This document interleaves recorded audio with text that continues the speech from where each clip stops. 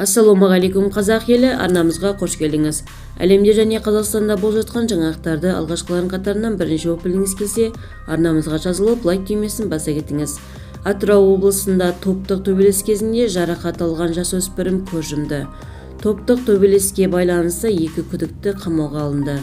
Атырау облысы Құлсары қаласында жастар тағы да топталып төбелесті. Топтық төбелес кезінде жарақат алған бір жасөспірім аурухананың жансақтау бөлімінде көз жұмды деп хабарлайды Айқын.кз. Атырау пресс порталына сілтеме жасап. Облыстық ПД баспасөз қызметінің мәліметінше, топтық төбелес 19 қаңтарда түнгі уақытта болған. Жылыой ауданының орталығы Құлсары қаласында түнгі сағат 3:05 шамасында топтық төбелестің болғаны анықталды. Аудандық полиция бөлімінің қызметкерлері жедел-іздестіру шарасын жүргізді. Құқық бұзушылыққа қатысы бар күдіктілердің бәрі ұсталып, полиция бөліміне жеткізілді деп хабарлады департаменттің баспасөз қызметі.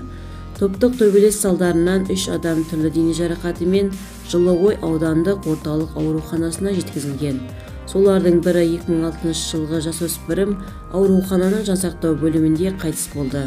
Полиция қызметкерлері топтық төбелеске байланысты 2000 жылы және 2007 жылы туған күдіктілерді қамауға алды. Қазір күдіктілерге қатысты сотқа дейінгі тергеу амалдары басталды. Сот медициналық сараптама тағайындалды деп мәлім етті департаменттің баспасөз қызметі. Толығырақ төмендегі сайтымыздан көре аласыздар. Егер де біздің видео ұнаса, подписаться және бір ғана лайк түймесін бас көтерулеріңізді сұраймыз.